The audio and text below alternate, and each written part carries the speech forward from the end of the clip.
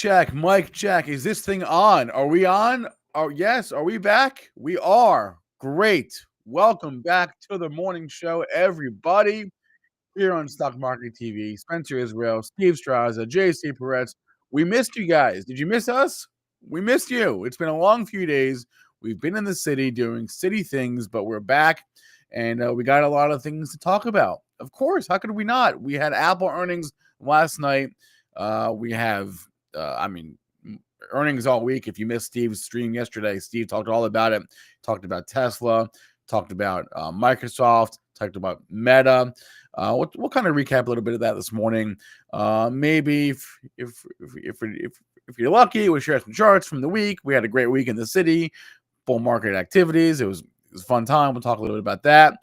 And we'll just kind of get the lay of the land. You know, we've been at our we've been in front of our computer screens, but we've been away from our desks. So it's like this weird pseudo thing where we've been with the market, but not where we usually are. So not as many screens. So, but we're back. We're in the saddle. We're ready to roll. Yes, Nathan, excellent feedback. Thank you. Nathan says that the Mag 7 Masterclass video was awesome yesterday with Steve Strazza. If you missed that, go to the YouTube channel and just watch the replay. Do it after the show because I haven't watched it yet, but I need to watch it. I'm aware of that. So what up, chat? We missed you guys. We're back. Let's go. Here, where's JC? Where's Steve? Are they here? They better be.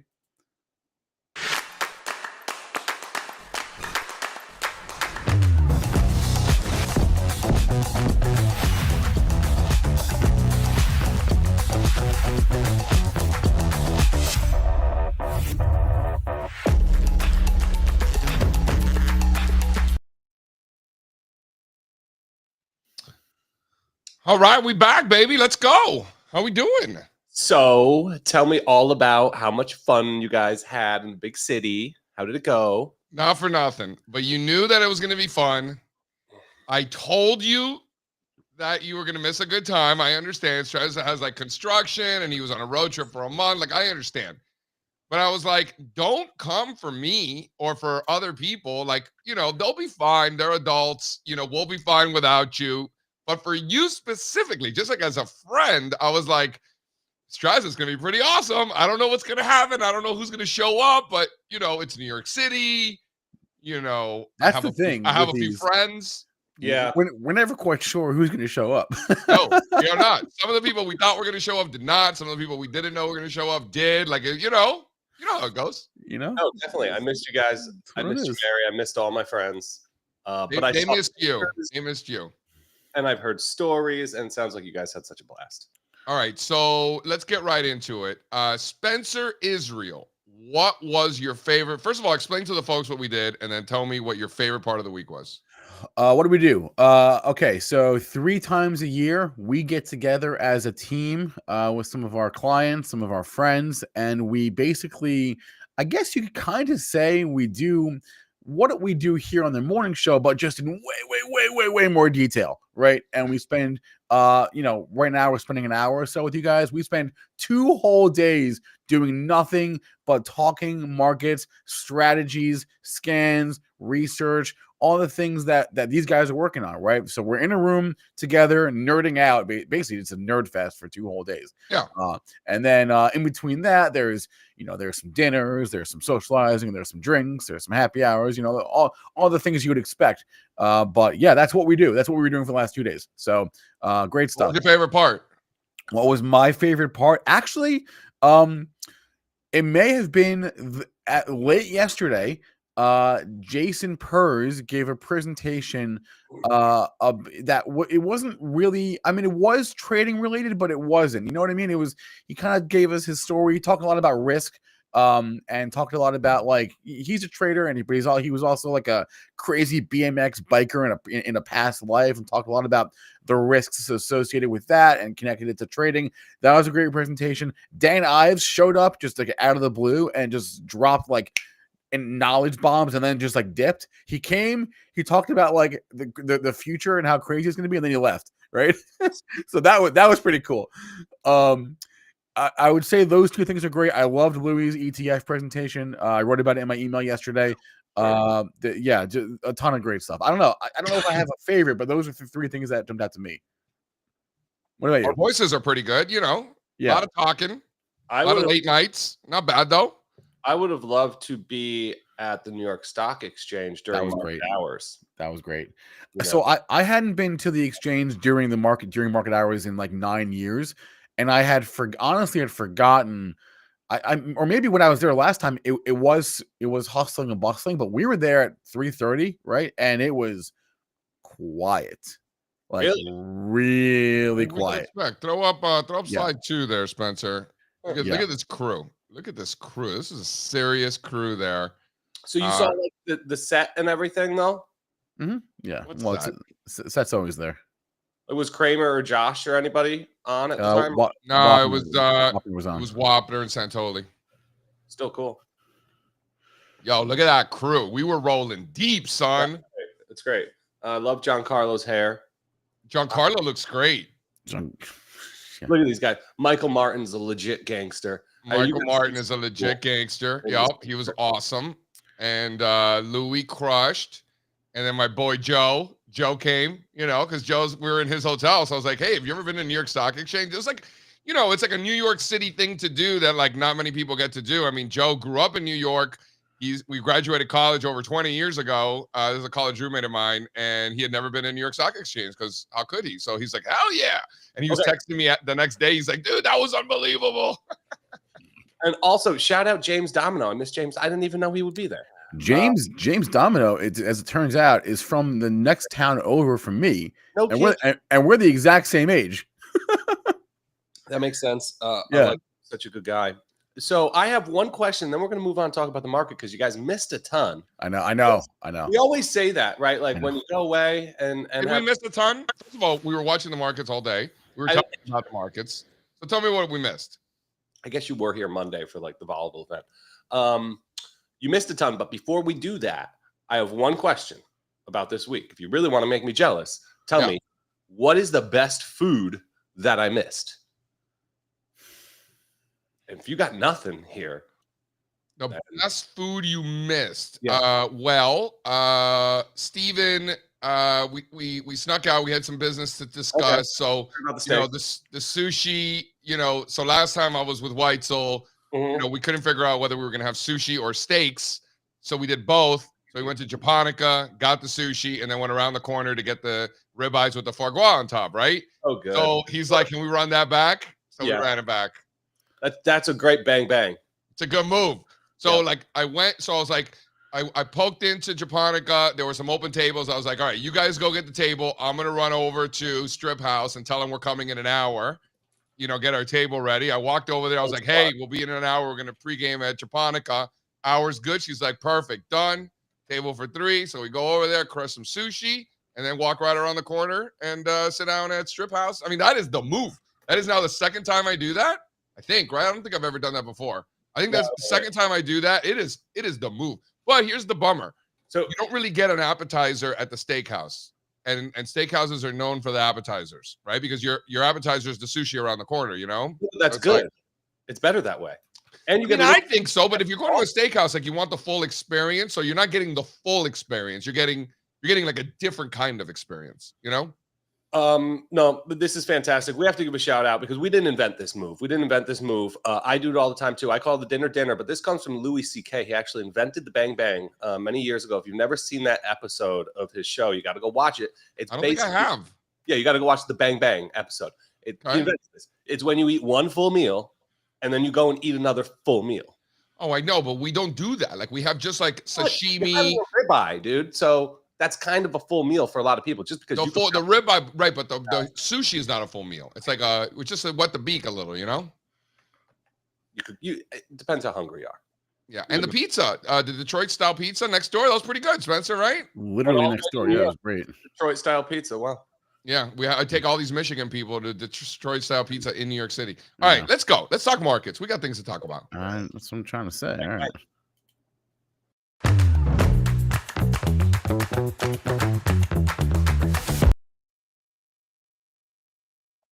All right, ladies and gentlemen, we have the Dow futures this morning up 0.25%. That's 116 points to the upside, 45,172 for the Dow futures. S&P 500 futures up almost 0.5%.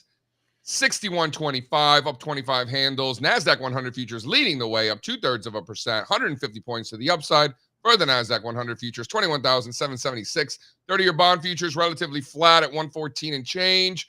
Crude oil up about 0.33%, near 73. Copper down 0.5%, near 430. Gold flat, 28.25, hitting new all-time highs. Silver up 50 bips, 32.65, with the volatility index back down towards 15.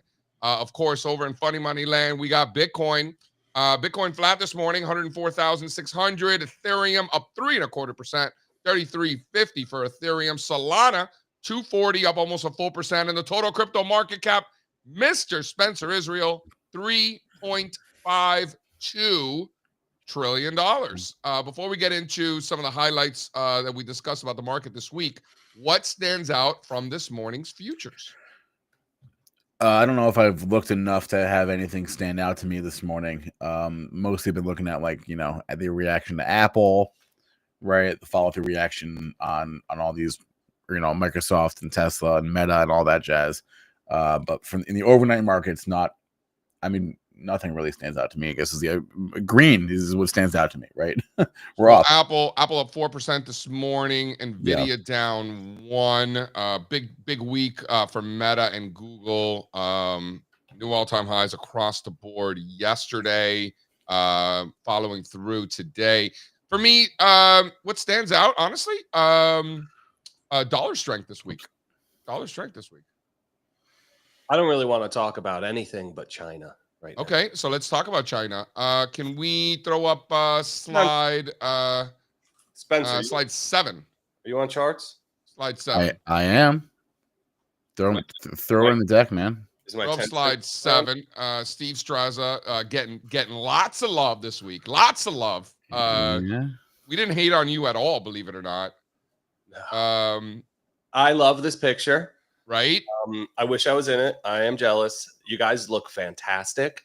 You matched your outfits to the charts. So good. Who thought? That's like how much? Who dressed you guys for this? Well, then hold on. So let's talk Dan about this. Dan is a momentum regime on his vest. No, that's true. He's a momentum regime on his vest. So dig this. So I didn't know when Dan was going to come. He said he was going to come like late morning, he told me, right? So, we didn't really plan anything for when he showed up. I figured whenever he showed up, we'd just pivot the conversation to, AI and chips and whatnot, right? And whatever, right. It's free flowing. So as it turns out, he shows up a little bit after 1:00. There was a shift, right? Because Louis wanted to go in the morning. Because I think he had to leave early in the afternoon. So Alfonso was supposed to do the international stuff in the morning, and then Louis was going to be in the afternoon. So they switched it. So as it turns out, Dan Ives walks in, and we're talking about Chinese technology. He's like, "Oh yeah, now it was it was just meant to be. It wasn't like that on the schedule." Fantastic. We switched it up last minute because Louis' flight, and then Dan came a couple hours late. So it wasn't even on purpose. And then sure enough, Dan Ives comes in and Alfonso's on the 1 and 2 talking about Chinese tech. It was fucking perfect, dude. Sometimes it just works out like that. Just works. That's why you can't overthink it. You just got to go, right? Just go with the flow. Sounds like a special moment. I even said in the morning, I was like, no, fuck that. I want Alfonso to go in the morning. And I even pushed back on the switcheroo. And then Alfonso's like, no, because Louis is leaving. I was like, oh, all right, fine. Right? I don't even know why I was pushing back that hard. I didn't even care. I just I wanted to stick to the schedule or try anyway. Yeah. And then so it's just the magic of markets and this is a very New York City thing to happen. You're talking about something and all of a sudden the expert in that field just strolls in, So the Shanghai, the Fangai composite index, the Fangai composite index, Dan loved it. Loved it. So, ladies and gentlemen, Dan Ives. So he is the guy when it comes to technology and AI. He's the guy. He flies to Israel and China, and he goes to the places and talks to them. He did the Palantir camp. Have you heard of this? We're doing it. I'm sorry. You and me, Strazza, are going to do a Palantir boot camp. What's that? I don't know, but I kind of like. Yeah, he didn't say what it was. He didn't say what it was, but I feel like we're going to learn about like AI and big data and stuff, which you and I are dumb as rocks when it comes to that. So I feel like that would be a cool experience. How expensive could it be? I'll do an AI boot camp. Yeah, that's what I'm saying. For sure. Oh, yeah. So I was like, I asked him, I was like, oh, so you could just like sign up for this and register? He's like, yeah. I was like, all right, that's cool. Yeah. So this is the fangai. So why don't you explain the fangai composite to the folks? Dan fucking loved it. All we're trying to do with the fangai composite is capture the same theme as we have with the US mega cap tech stocks, which we call the Magnificent Seven. So fangai composite, just a clever little name because it rhymes with the Shanghai composite. And it's based on these fangy stocks. Dude, for somebody who's not as clever as you are, that was very clever. That was very well done. I'm clever. I've helped create a lot of the more clever elements to a lot of the products that we built, especially some years ago. So give me more credit, sir. Man, that was very well done. Very well done. But the point, the bigger point about it is that the comparison is there, right? It's a valid comparison. There's a real parallel in the Chinese economy to what we have here in the United States in terms of these absolutely massive, just mega cap tech companies that dominate their world, right? Have all the money, make all the money, should be the ones doing the investing and building all the cool new products and services for AI. They have that. Also, these companies they're all trading at like, garbage multiples. They have never been so cheap. And like I said, they're built in the same way as the Mag 7s in the United States. So that's super interesting. We threw them all into a custom index. We equal weighted it. It has all of, Baba, Tencent, Baidu, JD.com, Pinduoduo, Build Your Dreams, and I'm missing one. There's 7. Anyway, can we throw the chart up? Can you guys throw the chart up? Yeah. So I bought NetEase yesterday. I think it's impossible to own enough China right now. Like, I don't even know how to do it. Some of these companies, some of these stocks don't have like the most liquid derivatives market. Some of them don't have them at all. In the case of like Tencent, very frustrating. It's I learned yesterday that OTC stocks don't trade options by rule. I know I'm super bullish. Can we confirm that that is true? Pretty sure. I didn't know that. Yeah. Xiaomi. Pretty sure. That's the stock. Colin is pointing it out. Xiaomi? Xiaomi? Yeah. So Ives says that like they won CES. Yeah, they're like the phone maker. That's what Dan said? Yep. So Xiaomi is the Can we throw up the chart, please? Where's this chart? Come on, Spencer. It's the XIACY, and it looks as good as any of them. The best looking charts in China are Xiaomi above the cycle highs. I gotta make. I don't have the chart. Steve gave me the chart. I don't have the chart. Well, you can't make a chart, right? Why would I make it when you already have it? I don't have to. Yeah, I don't have that deck. I have Xiaomi. Like, I'm not just sitting here with Xiaomi. Not Xiaomi. The Fanghai. I don't have the Fanghai either. Where's Fonz? He's doing Alfonso things. I don't know. God forbid taking a day off, enjoying New York City. Where's the deck from yesterday? Listen. All right, I'll go dig it up. Throw up the 10-cent chart. That's the story. Here, I got it. Hold on. A couple others. NetEase is absolutely breaking out. It looks fantastic. I bought a ton of it yesterday. And JC, I know that I'm super bullish on a theme when I'm frustrated that I'm having trouble getting enough leverage or juice on the trade. I deposited more money into one of my accounts yesterday for the first time in like a year because there's a mess with the options market. Some of these I just can't express via options, and I want to own a ton. I even went to the C-Web. I'm getting junked up with a double levered bull share Chinese internet. But throw up slide 3, Spencer. I got it. Throw up slide 3. This is the chart. You have liquid options markets and things like JD, Pinduoduo, like I'm in the Baba calls, but some of the other ones just no good. Even NetEase. I was looking to put a breakout multiplier trade on the NetEase yesterday. Wasn't loving what I was seeing in terms of volume and liquidity. Wow, this is just such a pretty chart. It's a great chart. This is the chart. This could go down as the chart of the year. Yeah, so Tencent looks exactly like this right now. Like if you're investing for the primary trend, This is exactly where you want Tencent. We're coming out of a base. Can we throw it up? We're coming out of a base. We just kind of retested from above in a nice little channel while China's been in this corrective phase for the past couple of months. And now we're taking out the short-term VWAP, also taking out the VWAP from the prior cycle highs. Like it's just go time in the Tencent. Here, I got it. I had it right here. Time too. There you go. So you got the Xiaomi? I can't talk and chart. You could talk and chart? I have trouble. I mean, it's what I do. It's what I do. I can't stop talking. I can't stop charting. It's what I do. So this is the Apple of China, right? They're all the something of China. This is the big phone maker. What a chart. Yeah. Have you seen trip.com? Looks similar. Look at Teacup. Yep. And you know what's really interesting? We're making the comparison in trip.com to Make My Trip in India. Well, right? Early cycle leader in India. That was a monster. Yeah. Now trip.com, right? Yeah, true. Sure. I bought Pindout too. I bought EDU, New Oriental. Some of these education firms, they look very different, the TAL and the EDU. But I think you could get junky. Like I'm in the Kingsoft. Somebody said it in the chat earlier. It's not so much that I'm making a call. When I come on to one of these live streams, I'm just saying I'm long. Like I'm long against this level. If you look at KC, it's a perfect trend reversal. This is one of the juicier names. I think it'll go 5 or 6x to the prior cycle highs. So I'm looking also and measuring. In a case like Tencent, this is a blue chip. This is actually a low volatility name in China. You're only catching a double to the prior cycle highs. So when I'm thinking to myself in terms of like risk return, I'm thinking, where am I going to look to like sell these things when it's all said and done? What's a logical level? I'm looking at the prior cycle highs and I'm calculating the risk return. I'm saying to myself, okay, Tencent, I get a double to the prior cycle highs. Something like Kingsoft, I might get a 5x to the prior cycle highs. Right, so I want to own a wide variety of names because they're going to come with different beta profiles. Before we get to Kenny, I want to talk about sentiment.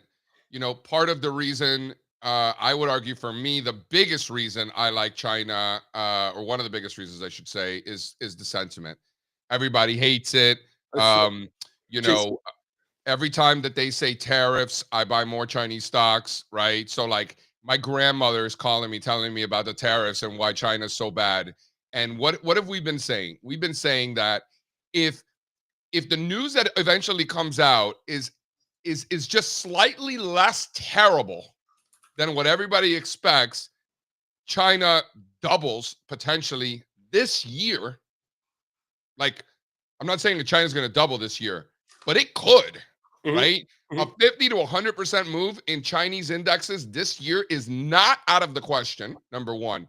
Number two, the sentiment itself, again, big reason why we're involved. Dan Ives is sitting next to me yesterday, and Dan says that the sentiment in Asia, in Southeast Asia in general, towards Chinese stocks is 10 times worse than it is in America. Because in America, we're in America. We own a lot of American stocks, and they've been the best by a long shot for a long time. So even though Americans are like poo-pooing Chinese stocks, like it's not like we've all gotten killed in them. Like we just haven't owned them, and it's just like almost like a joke. But in Southeast Asia, in a lot of their accounts, by rule, they have a third of their entire portfolio in Chinese stocks and have to. So they're sitting there getting smoked in Baidu, watching American stocks. The NASDAQ just doubled over the last 2 years, and they're getting killed in Baidu. So they just have like this disgust for Chinese equities in Southeast Asia that, according to Dan Ives, is way worse than it is in America. I was like, hell yeah. Yep. Good. That sounds right. I would agree. And it's not just the sentiment. It's always the sentiment combined. The trend reversals are in. We're here talking about some of the biggest tech companies in China making new all-time highs, taking out the prior cycle highs. In the case of Trip.com or I was going to say, not too many. Build Your Dreams is close. Like, dude, they're close. NetEase is close. There's 4 that are basically there. And these are the big guys, too. So it's already begun. Meanwhile, the narrative, the sentiment, like you're talking about, forget what's going on in Southeast Asia. Know why? Because they don't move the market. No offense. But over here, money managers have run from these stocks for several years now, 5 years, 10 years even, right? Getting all out of China, uninvestable. You can't own them. Then there's a third point on top of it. Valuations have never been so, attractive for these stocks. These are the only companies, in my opinion, that can even compete with the United States as tech companies and be in this AI arms race, right, with the big boys. These are the only ones. And you can get them for literally as cheap as they've ever been, with sentiment at a huge inflection point, and with the trend reversing to the upside. So all coming together. Yeah, and he says that this. So Dan's like he walked in. We could not, even if like we planned it, it wouldn't have come out this good. Like literally, Dan Ives walks in as Alfonso's ripping through Chinese tech stocks. It was like perfect. I'm like, Dan, come on in, sit down. And what was great is like I didn't want to put him like on the spot, because like that's not why I invited him. I just invited him to come hang out and like obviously say a few words, but like he didn't have to do what he did. I mean, he was just, for like an entire hour, 45 minutes, he was just, right, Spencer?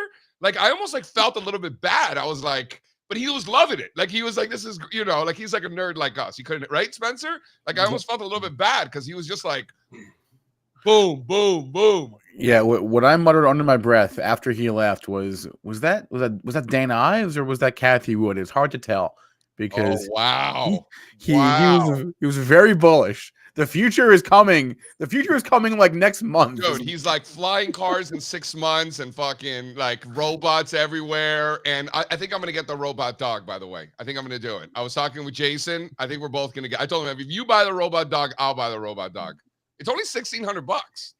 It's not bad. Dan said that 1 in 8 American families will have this humanoid robot that will be your personal butler. And it learns about you. It knows how it likes your cocktails, how you like your coffee. Like it learns. I don't know. So the truth is, while Dan was there just dropping all these knowledge bombs all over the room, I'm like panicking, freaking out, and super annoyed. Have you guys heard the acoustics weren't so good in the room? So I can't hear him. So I'm like texting JC and Spencer. Like I'm texting Giancarlo, like, go put a microphone near Dan's mouth. I couldn't hear anything. I'm texting Sam, like, what's he saying? I guess the like for me, like the big takeaway from the whole thing is, number one, Dan Ives is the man. Like, I've hung out with him a few times, but like that was awesome. We set him up because he was swinging by our meetings before he went to do the podcast with Josh and Batnick. Yeah. So I'm like, dude, this guy's going to be exhausted, So like everything he was going to talk about on the podcast, I guess we'll see. I'll listen to the podcast, but I'm pretty sure like we were just warming him up, So he probably did an awesome job with Josh and Batnick. I think it probably dropped this morning, the podcast. They took a great picture too. I just want to take a picture with Dan Ives.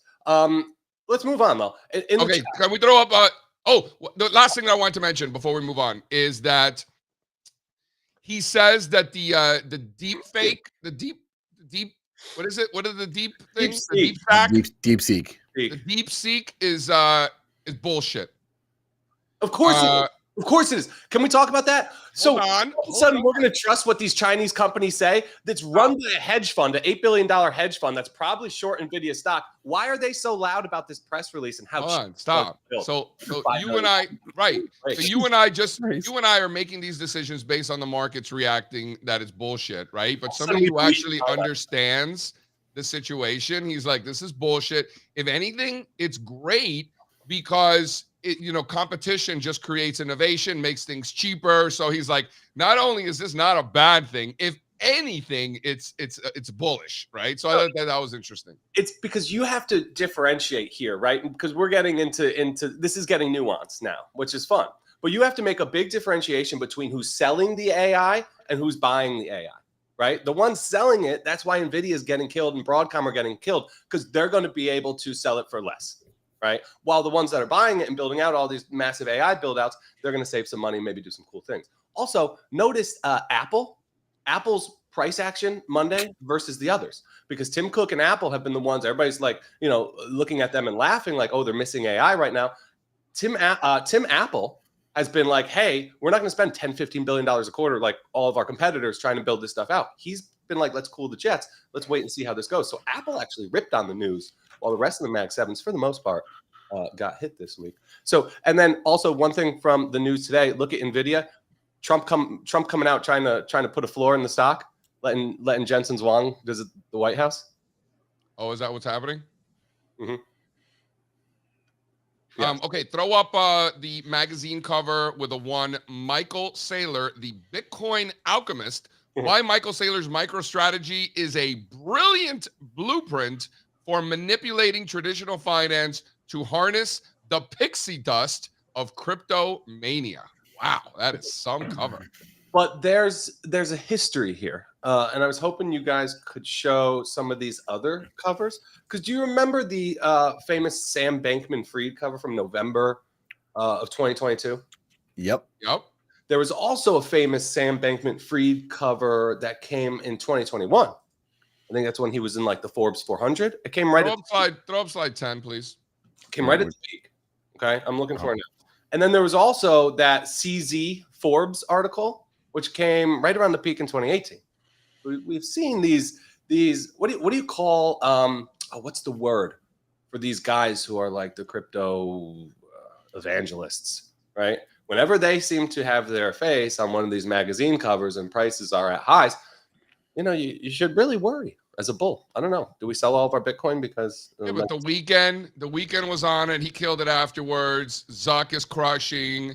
The Kardashian ladies are doing their thing. Like, I have a hard time taking it from a contrarian perspective. And this is coming from a guy who likes to take things from a contrarian perspective. What is this? What are you doing here? Why are you showing me pictures of celebrities? This has nothing to do with any stocks in the market. No. We're not using the magazine cover to be like, oh, that's a top in Kim Kardashian. But a lot of people are. What are you talking about? A lot of people are. Throw up the MicroStrategy chart, slide 11. You're missing the message. We look for market things, particularly on non-market tabloids. So what do you guys think? This doesn't, I could come tumbling down from here, sure. These things are really taking this? They're probably about to scream higher. I'm so long Coinbase calls right now. Look, is the rest of the market going to be just fine? Breadth is expanding. International equities are starting to work. We're out here talking about China and solar energy stocks and all this other stuff. And all of a sudden we're going to lose cryptos? I don't think so. And this is probably the highest beta vehicle still. Meta, Google this week, new all-time highs. Man. Google looks fantastic. If you told me, hey, you could buy one Mag 7, go for it right now, Google. And I just want to remind everybody.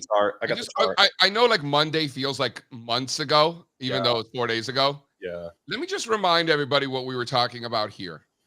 We We were reminding everybody that all of these perma bears on Monday morning, the ones that have been, telling you to sell your stocks for over 2 years now, were pounding their chests on Monday morning about how they're finally right and they're going to get their vengeance on, whatever people they're looking for vengeance from. And like, this is my time and I'm back. You're a fucking idiot. Well, you are an idiot. Right? Like these people, nice. and I want to thank them because, when I see that sort of thing and the market saying something completely different, that's very attractive to me. It's very, very attractive to me. So again, when you see that, especially the most horrible people on the internet pounding their chest, thinking that it's their time, we knew it was not.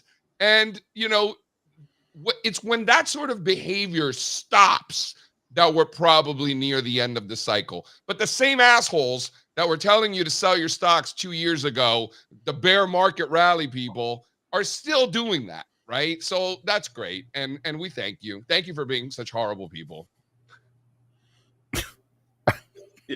Fine. I'm fine with it. Yeah. Will we allow it? Will we allow it? You're good. You're good. No, it's not like a hindsight 2020. Remember, in real time, this is what we were saying. I sent out a note to hundreds of thousands of people telling them that we're buying stocks here and that these idiots are still idiots. And well, here we are. Yeah. All right. Right. A lot of them are in the weekend. Remember over the weekend how angry people were about the deepseek and oh my god and China and da da da. I don't know if angry is the right word. People were very surprised, and then they were kind of caught off guard on Monday morning. We were all caught off guard. A lot of people who goes home short Nvidia on a Friday night, like nobody, right? So. People were caught off guard, all sides, Monday morning. It's okay. They weren't angry.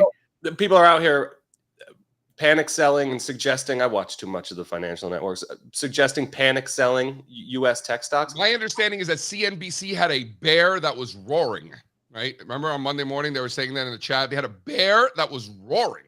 Listen, they do fun things. They probably have a great graphics team. Good for them. They're having fun over there. Yeah.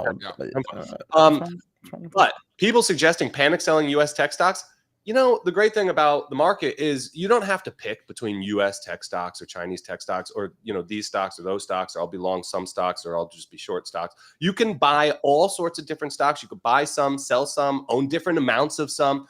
My point is, isn't the best hedge for maybe, it's not such a rosy picture as you thought for your U.S. tech stocks? Isn't the best way to hedge that to own the ones that might benefit from it? No, you know what? You've said that a few times, and every time you say that, I mean, you're so right.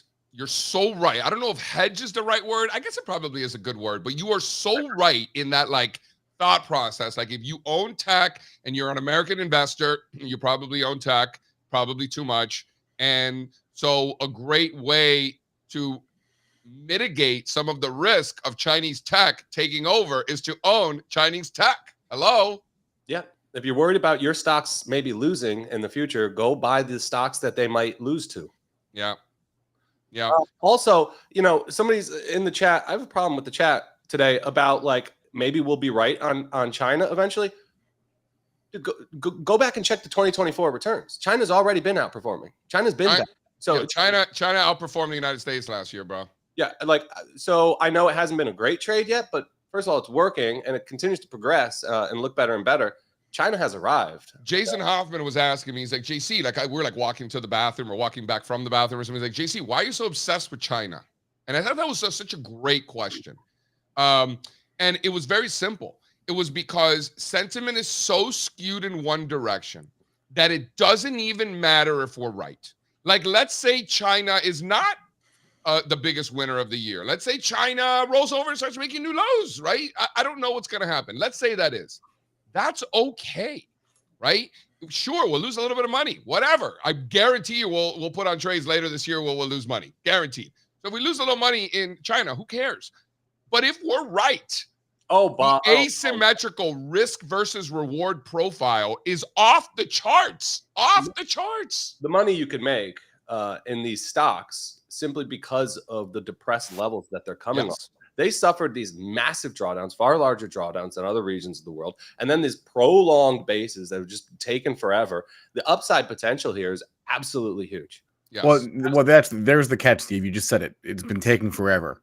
Here's the thing. We've seen these stocks trade at valuations similar to U.S. tech companies. I'm not saying that's the right place for them to trade. Stop, Spencer. I'm not saying that they ever go back there, but we've seen that it's possible. Right. So to sit here and say these should be single digit multiple PE multiple stocks is crazy because we've seen them have some sweet valuations in the past. And all you need is them to be priced closer to their peer group to get huge moves and maybe even go back to prior cycle highs or to and through their old highs. The moves here could just absolutely massive. I know Alibaba's cheap. Got it. 10-4. Understood. So it's so cheap, and if you bought calls a few weeks ago, you're up 10x because it's absolutely roared higher by 20 points, up 25% in 2 weeks. Well, I just want to. There's a comment on the chat that I think is very well put.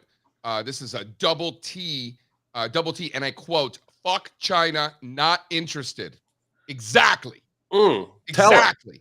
And you, Mr. Double T, or Mrs. or Miss Double T. Everybody agrees with you.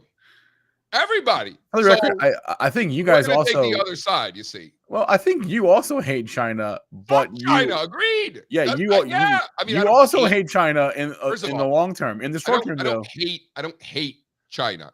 I hate communism. I don't hate China. I love Chinese food. I have Chinese friends. It's all good. Nothing but love. Nothing but love. Communism. We know it doesn't work, you idiots. Right? Right. So.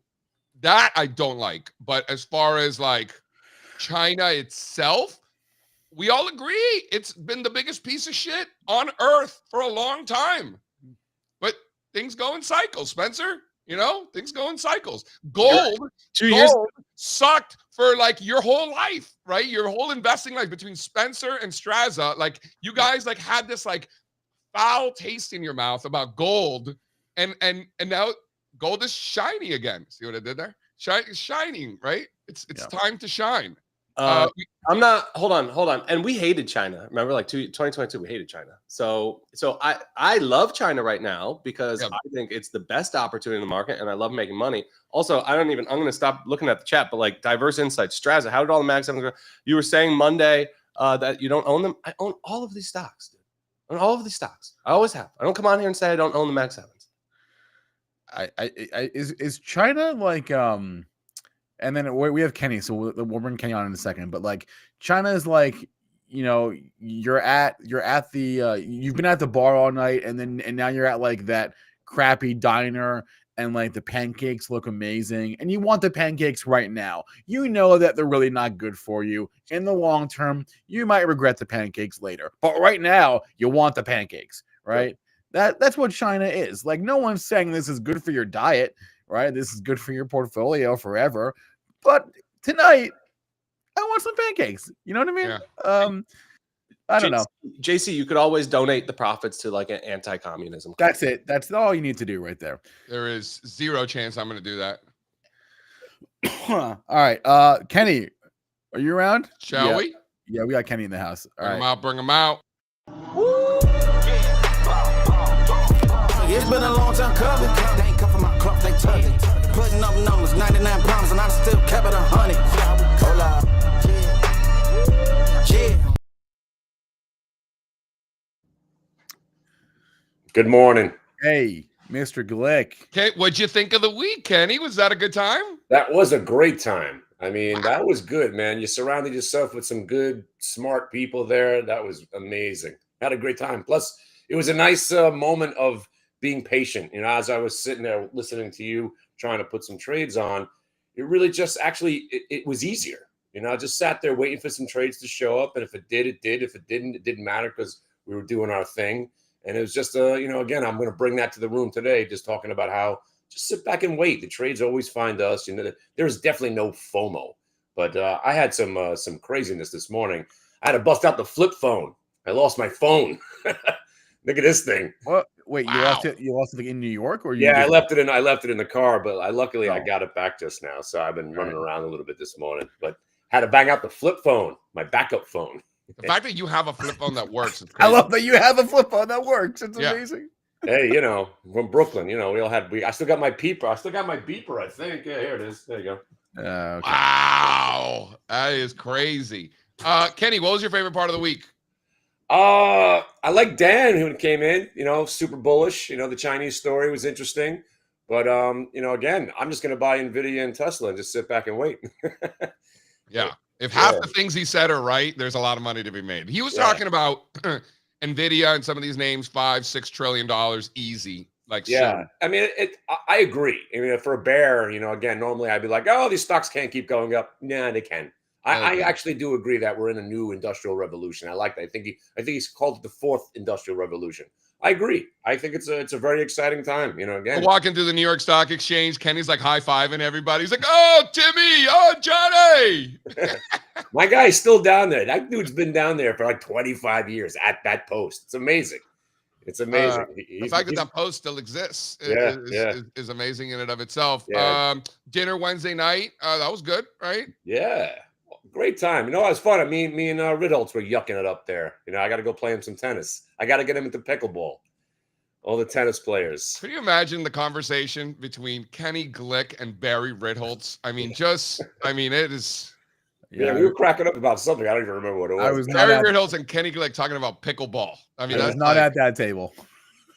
Yeah, I was like bopping around. And then to my right, I had the Trader's Almanac. I was surrounded by royalty. It was fantastic. No, that was a lot of fun. All right, let's move in this morning. What do we got? Apple. I'm looking at again. Actually, I'm looking at WBA because I want to see what happens. I like when stocks are getting hammered. Yeah, but, it just got hammered again. JC, did you hear about this yesterday? I heard about the UBS. No. Walgreens just cut the dividend. Right. Yeah, Who knew it that just Walgreens? spiked down, but what business did Oh, I'm Walgreens sorry. have I'm paying a sorry. freaking dividend They, in the first they, place? they, they didn't cut it. They suspended it. There's a big difference. They suspended it. How they had a dividend in the first place? Walgreens? I know. I'm actually just gonna watch. I'm gonna watch Apple. Again, that's how Apple goes today. So goes the market. And that was a big blowout yesterday. And it was actually down. I was hoping to see the action we saw yesterday this morning.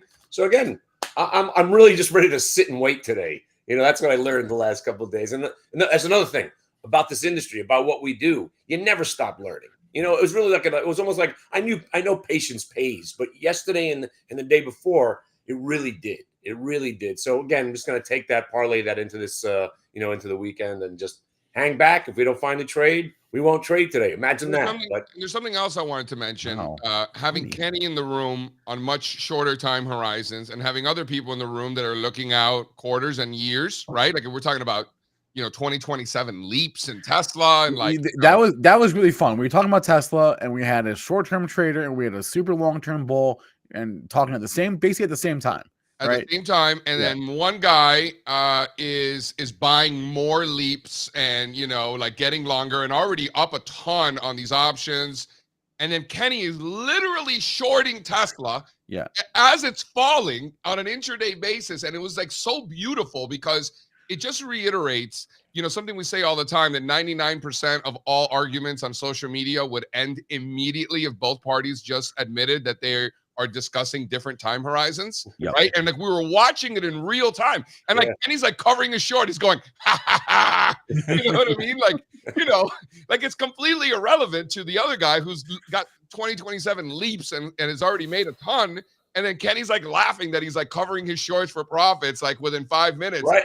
And while I was covering, Pat's next to me going long on some Tesla, tracking stock, whichever one it was. So it was pretty great. Yeah, it was a lot of fun. Leverage. And then somebody else, I forgot his name, the curly head guy near the end, talking about the Fight Club. He talked about, he's like, I don't know if you use specific. The guy with the Jerry curls, Jason Purrs with the Jerry curls. I Jerry said, curl I mean, it's really the same exact trade. So if a price means something over a half an hour, it's the same thing if it was a 30-day chart or a 30-year chart.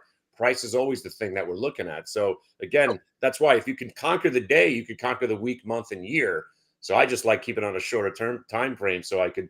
That's the way I stay bearish, basically. I don't feel like I have any positions on, but I mean, seriously, I'm secretly the most bullish guy in the world, because I do see, this is the fourth. I love it, the Industrial Revolution again. That's what Dan was saying. Yeah. So Kenny, question for you: how are you doing, man? All right, man. What's up? If you were looking over Pat's shoulder, I think he was trading the TSLL. Yeah. The TSLL. I was too yesterday. Much lower stock price, something like Tesla. I don't want to buy calls and pay all that. Do you ever dabble with the leveraged funds, right? Because now you have leveraged funds for individual stocks, not just themes or ETFs. Like, do you ever dabble in these? No, I have not traded any of them yet. Yeah, I just should go right to the stock or the option, the at the money or the weekly option. But I got to start looking at those. There's a whole ton of them now. Dude, I almost never do it. I just started. Right. I'm liking it. Like, I'm in the TSLL recently. Yeah. ConL is Coinbase, but a lot of these hot stocks, they have double leveraged funds. Right. And soon to be 10x probably, I'm sure. We'll get there. Bring them on. Yeah. We'll have futures contracts on the leverage contracts. Yeah. It's just going to be, be 100x soon. It'd be great. No rules. But yeah, I mean, it's good. That was a great moment. It really was. I'm yelling at him. I'm shoving it down your throat right now. Okay, I'm out. You can have your stock back. Say it. Dude, yeah, it was great. It was great. Good stuff. Great group of people. All right, let me get back into the swing of things here, man. Guys, good luck. Have a great weekend. I'll see you guys soon. Adios. And Weitzel breaking his balls because he's trying to short Home Depot, right? What's wrong with Weitzel? Well, why is he trying to short Home Depot? What happened? Well, he just he thinks that it's trapped underneath those former resistance levels, and then like throughout the week, like we were looking at different patterns that looked exactly like Home Depot before it broke out, right? I mean, how many charts? I don't have to tell you. For everyone. Amazon, Bitcoin, I mean, all of these things, right? And we're just going chart by chart. And I was like, doesn't that look like Home Depot? Doesn't that look like Home Depot? Doesn't that look like Home Depot? All right. look, No, a lot of laughs, good times, right? Spencer was feeling a little bit uncomfortable a few times, definitely which is good. No, Which is good. normal. Yeah, no, normal. Yeah, normal stuff. no. I was not. I was good. I was in my corner. I was good. Yeah, I've come over to the dark side of leveraged ETFs, guys. I'm here. Dude, Jason Purrs has some man crush on Michael Naus. Oh, good. Dude, Michael Naus is like going through like his talking like just like to some of the back testing he did, and like Jason like stood up so he can get a better view, and he's like standing behind me, and he's like oohing and ahhing and like those two breathing heavily. He's like, oh yeah, they sat together at dinner. I was like, I'm glad I'm not at that table because God only knows what nerdy stuff they're getting into over there. I'll be over here. So like before the event, I was like talking to everybody and saying like, you make sure you talk to this person. I told Jason, I was like, you two guys are going to nerd out over the back test and the stats, and you absolutely loved it. So I'm so glad. That sounds great. It's good stuff. Char Kid Matt, he was there, hung out with him. Who'd he sit with at dinner? Did he sit with Sam and Alfonso? No, he was with like Katie Stockton and Frank Cap. He sat with me and Frank and Katie and Patrick and Great kid, James, right? James Domino. So, Great kid. Yeah. Love James Domino too. Yeah. So I told him, well, we'll talk offline, but I told him what you said. Good. Okay. Can we talk? Do we have a chart of Apple anywhere? Can we talk Apple? Apple, I know they, they had the earnings last night. It's up this morning. So the iPhone. Apple digs in at support again. Like, have we seen this playbook before? Apple gets sold off. Everybody starts to hate it. It's in corrective mode. It was down 15% in just a couple of weeks. We say this every single time. Right back. So shout out Apple above all short-term VWAP or short-term moving average. Yeah, we say this every time in Apple. Like every dip has proven to a dip to buy. Right? Market hasn't looked so good in terms of just like fresh new setups, breakouts sticking, new highs lists growing. It hasn't looked this good in a long time. I think we're entering like a new leg up phase, and it's just getting started. I think it's go time.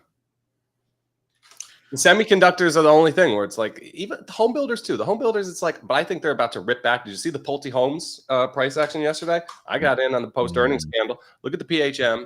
I think home builders are about to just absolutely rock higher. Hold on, post earnings scandal? No, post earnings candle, right? So they checked it out. They tried to break it down, and then you got this massive, just big stick higher. See if we get some follow through here today. Let's do that. When I see a little coil start to resolve higher in banks, the very next group that I'm pulling up and looking at is home builders. When I see a coil break higher in the banks, I'm saying home builders are probably going to do the same thing.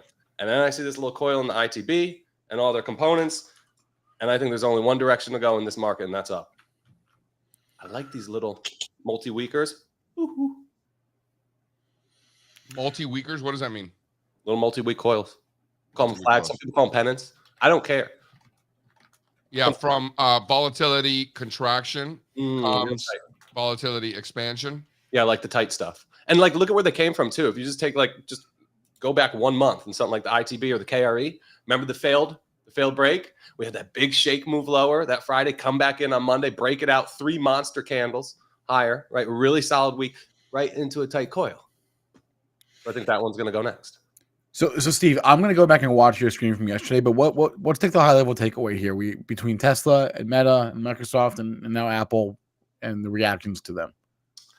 The high level takeaway is it's a mixed bag, just as it's always been. There's some that look better, and there's others that maybe don't look so good. Like Nvidia's completing a little tactical top right here. I don't think it's a fade. I don't think you go and sell your Nvidia stock if you're invested for the primary trend. Maybe you can get it $5 cheaper, right? Not one I would enter today. Meanwhile, there's Google.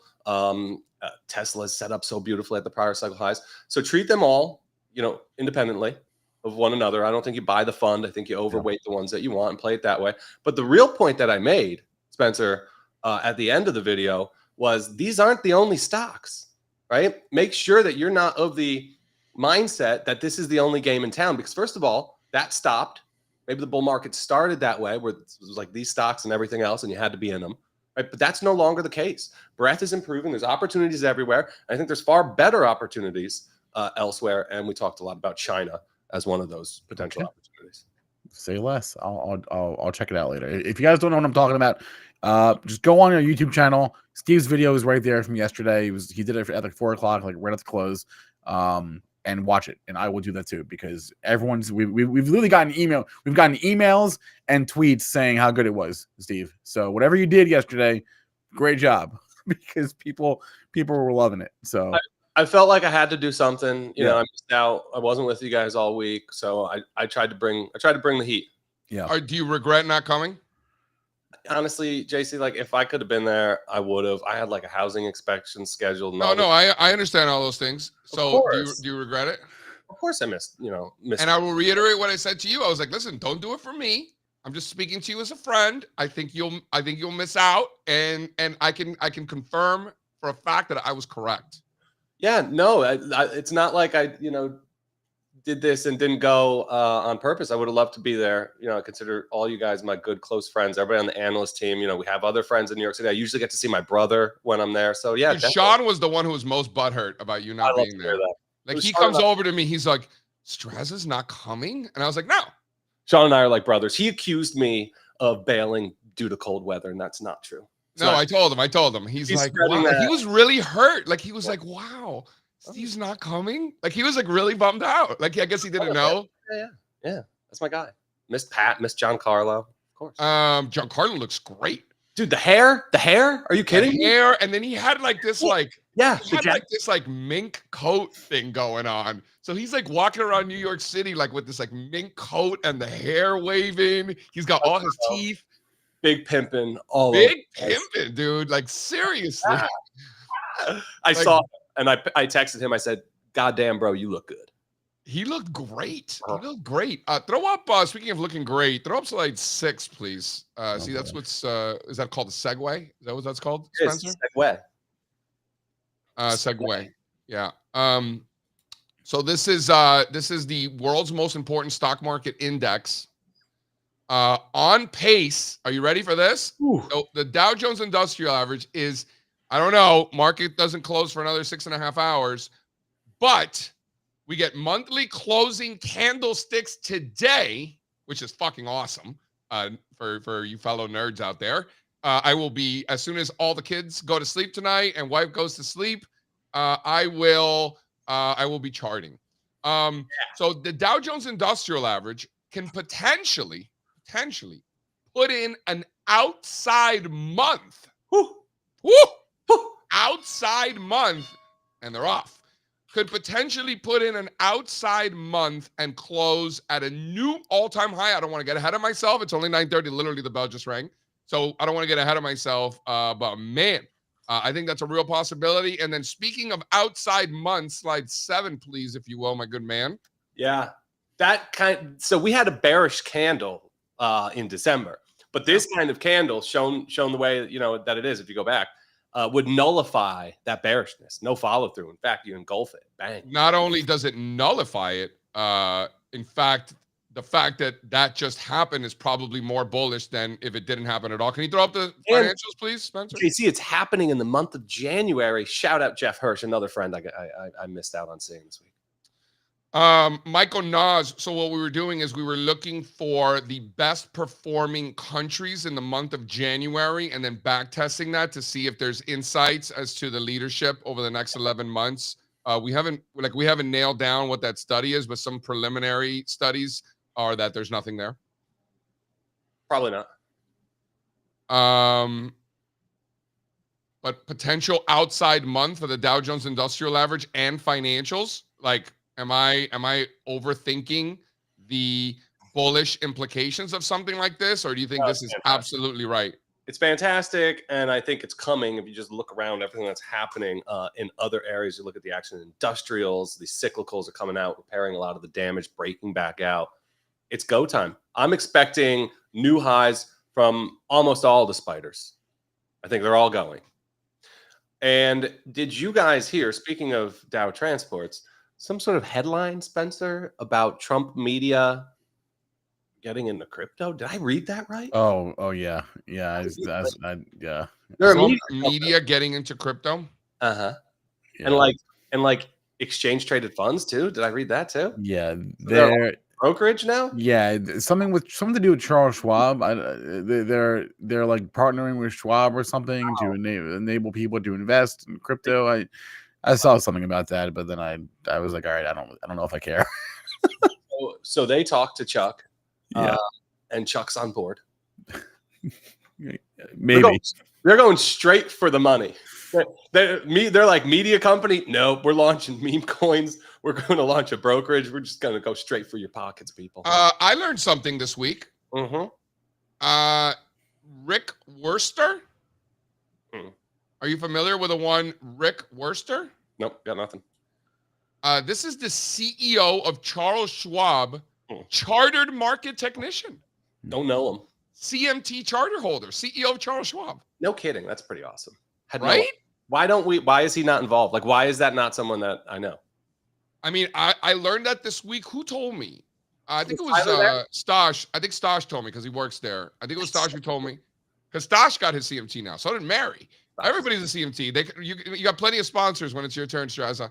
But the CEO of Charles Schwab, chartered market technician. And then I was with Katie Stockton. Shout out Katie Stockton for coming by. She loves hanging out with us. She says we know how to have a good time. You know what Katie likes? Katie likes that we bring like the community together. Because Katie walks in and, you know, she doesn't know what she's signing up for. She walks in, she's like, JC told me to swing by. And then she's like, oh, Paul Sienna, Frank Cavallari, Barry Ritholtz. It's like, she's like, oh, everybody's here.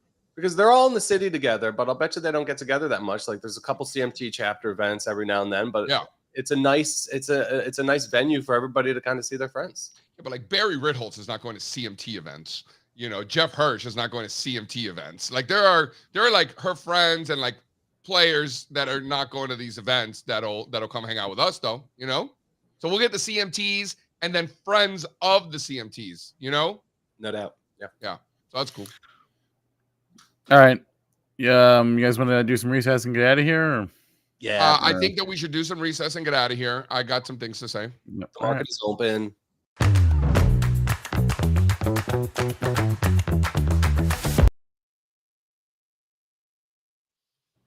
Two things. Number one, I just want to say how thankful I am for to have such amazing friends. You know, people showing up, contributing to the conversation. It was awesome. You know, sometimes, you know, you kind of like ask for favors, like, hey, can you come by, say a few words? I didn't have to do any of that. People just wanted to come and like share ideas and like, you know, some of the people that I invited, like I didn't tell them what we were doing. I was like, hey, you know, get some people together for a few days. Why don't you swing by? You know, so like, they thought we were just having drinks, and then they show up all of a sudden there's like this like round table, like what the fuck is, you know? So like it was so awesome being with everybody, being able to learn and share ideas. I mean, just my head was exploding, and like this is not the first time we do this, so I shouldn't be surprised, but once again exceeded expectations. Like, you know, we've been doing this, you know, so many times, and like it's like there's no way that it's going to be better than the other ones, and somehow it just happens, right? And I think part of that magic, obviously us and our friends, you know, New York City obviously certainly helps that a lot of these people are there. So again, incredibly grateful for everybody for this week, so thank you so much. And then so that's the positive. The negative is like nobody parties in the village on in the middle of the week anymore. Like I was like down in the Bowery, and like we used to go to Wednesdays is what we used to call it, because we go to the Ren on Wednesdays, and like it was a great crowd, and like this is in my single days, like it was like, you know, we were the only people there. Like nobody parties in the Bowery anymore. Like what is up with that? So I don't know. I was a little bummed out about that. Disappointment. Come on, kids, go out and drink. Make bad decisions. Come on. I thought New York was back. I guess not. I don't know. New York has been back, but the Bowery was dead. It was like a ghost town. Don't get started. I had a good time. I mean, I don't know about the Bowery, but you know what is still bumping is Broadway. Broadway's looking pretty good these days. Went to see Hamilton last night with Mary. It was great. You want to hear something weird? So the guy next to me, there was this Asian couple next to me, and for the entirety of the second act, I'm not kidding, for the entire second act, this guy was on his phone using ChatGPT to like translate into Chinese what was happening. I swear to God, the entire time I was watching him, he was just reading. I was watching the ChatGPT update with it was in Chinese, so I couldn't read it, but like. It would pause, and then I would say there would be English words that were in the show on his screen, and then they would like translate it into Chinese. So, yeah, that happened. That was weird, but it was a great show. If you haven't seen Hamilton, I've seen it now twice. It's great. So So you would rather see Hamilton a second time than see a different show? That's interesting. Well, the first time I saw it, it was in Detroit. It's not quite the same when you're like, Yeah, you got to see it like on Broadway, It's a right? town. That's Sure. the traveling show ain't quite the real deal. This was the real deal. So It's awesome. great stuff. Yeah. You know, my one thing about Broadway, JC probably struggles with this. The theaters, man, you're just so tight in there. Like, yeah, you know, you got to sit in these tight seats, and I'm very claustrophobic. Yeah, bro, because like these things were built 120 years ago, and people we're not as fat as they are now. Yeah, it's just, I wish it was a more comfortable viewing experience. Like some of these movie theaters today, you can sit. This theater it was very small. There's one bathroom in the whole theater. Yeah. During intermission. Listen, during intermission, the line from the women's room went up to the front of the stage. It went down the whole aisle. There was a sign saying this is the back of the line for the bathroom. It went down to the front of the stage through the whole theater. But my proudest moment of the whole week was on Tuesday at the Exchange. We're talking to Jay Woods, yada yada yada, but we're at the floor, and Jay says, "Hey, does anyone know what the first stock to trade on the New York Stock Exchange was?" And I knew that. It's the Bank of New York, obviously. Who doesn't know that? I did not know that. Founded by who else? Alexander Hamilton. And now we all know something. And did you learn that from the play? Not from the play, no, but I learned it probably because of the play at some Got point. Yeah.